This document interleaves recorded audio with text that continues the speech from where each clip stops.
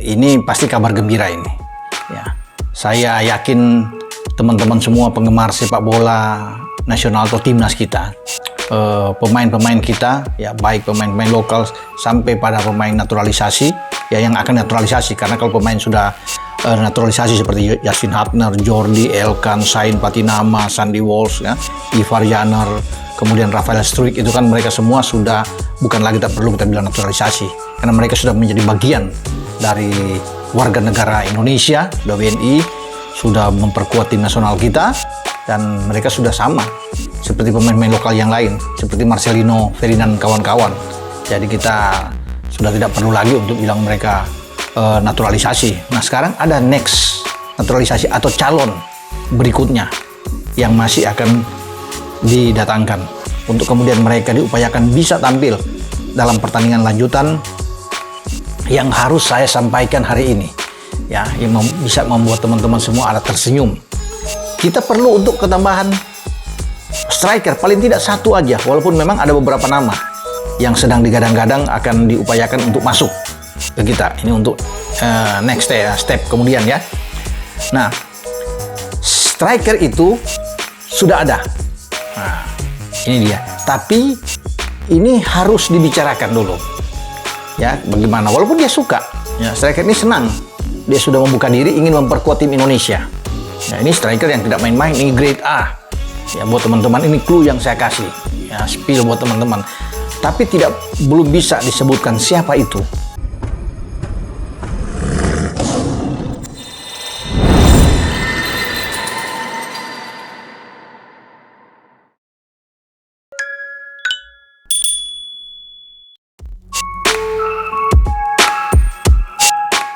Langkah strategis dilakukan pelatih Timnas Indonesia U23, Gerald Van den Burg, menjelang kualifikasi Piala Asia U23 2026 yang akan digelar pada 19 September 2025. Pelatih asal Belanda itu dikabarkan tengah menyiapkan pemanggilan 10 pemain naturalisasi tambahan untuk memperkuat skuad Garuda Muda. Upaya ini menjadi sinyal kuat bahwa PSSI dan tim pelatih tidak main-main dalam mempersiapkan ajang 2 tahunan tersebut.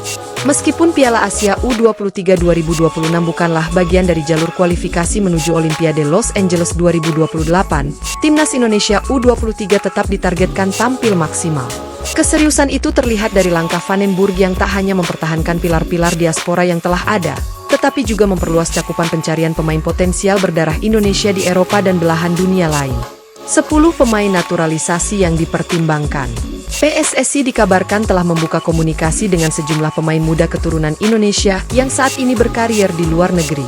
Nama-nama seperti Danny van den Heuvel, Club Brugge, Kain van Ovelen, FC Volendam, dan Sepp van der Heijden, Vitesse Arnhem, masuk dalam radar.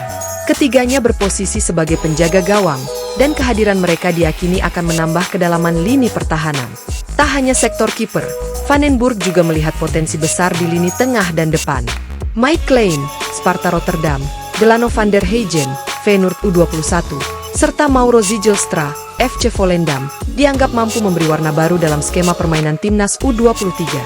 Di lini belakang, nama-nama seperti Jenson Seelt, Sunderland, Ethan Kohler, Werder Bremen II, dan Reno Moons, Greuther Fürth, juga masuk dalam daftar pendek pemain yang siap memperkuat Garuda Muda. Tak kalah menarik adalah sosok Miliano Jonathans, winger eksplosif dari FC Utrecht, yang disebut-sebut memiliki gaya bermain mirip Witan Sulaiman, salah satu andalan Timnas Indonesia di Piala Asia U23 2024 lalu. Dengan rencana pemanggilan para pemain naturalisasi ini, Van den Burg ingin menciptakan kombinasi solid antara pemain yang telah berpengalaman membela Timnas U23 dan para talenta baru dari luar negeri. Marcelino Ferdinand, Oxford United, Rafael Struijk, Brisbane Roar, Justin Hubner, Wolverhampton Wanderers U21, serta Ivar Jenner, Jong Utrecht, dipastikan tetap menjadi tulang punggung tim. Keempat pemain tersebut telah menunjukkan performa menjanjikan selama Piala Asia U23 2024, di mana Indonesia secara mengejutkan melaju hingga semifinal dan akhirnya memastikan diri sebagai tim unggulan untuk kualifikasi 2026 dengan berada di pot 1 drawing. Menariknya, geliat Indonesia ini mulai menarik perhatian negara tetangga, Malaysia. Media-media Malaysia ramai menyoroti langkah PSSI dan Gerald Van den Burg yang dinilai agresif dalam rekrut pemain keturunan. Susunan skuad muda Garuda kini dinilai sebagai salah satu yang paling menjanjikan di Asia Tenggara. Namun, alih-alih gentar, pelatih timnas Malaysia U23, Peter Klamovski, justru menanggapi dengan nada yang cukup sinis. Dalam wawancara dengan media lokal, pelatih asal Australia itu menyatakan bahwa kehadiran pemain-pemain naturalisasi tidak menjamin keunggulan Indonesia.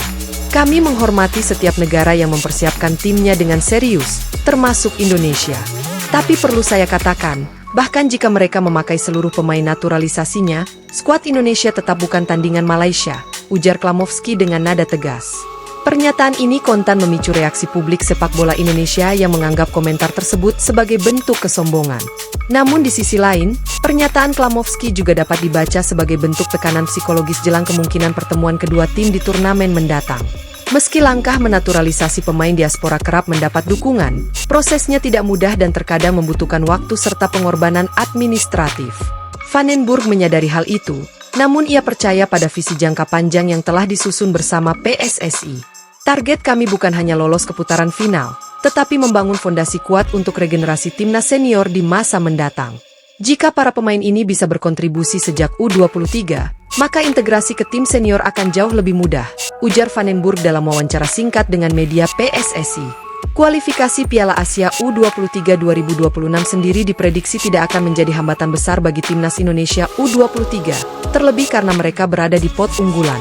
Artinya, Indonesia akan terhindar dari tim-tim kuat seperti Jepang, Korea Selatan, dan Uzbekistan di fase grup.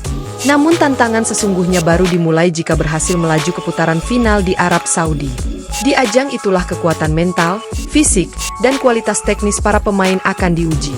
Maka dari itu, keberadaan para pemain diaspora yang telah terbiasa dengan atmosfer sepak bola Eropa dan disiplin tinggi diharapkan bisa menjadi nilai tambah bagi Garuda Muda. Kini semua mata tertuju pada bagaimana Vandenburg akan meracik skuad idealnya.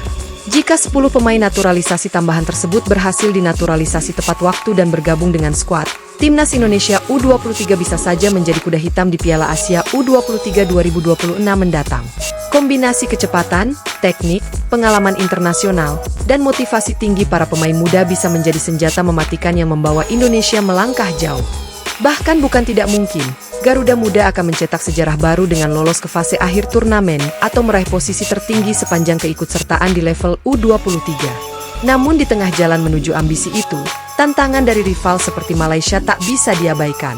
Pernyataan sinis dari Peter Klamovski mungkin menjadi bahan bakar tambahan bagi semangat Garuda Muda untuk membuktikan kualitas di atas lapangan. Jadi, sanggupkah Gerald Vandenburg membawa timnas Indonesia U23 berjaya? Waktu akan menjawabnya. Tapi satu yang pasti, harapan rakyat Indonesia kini berada di pundaknya.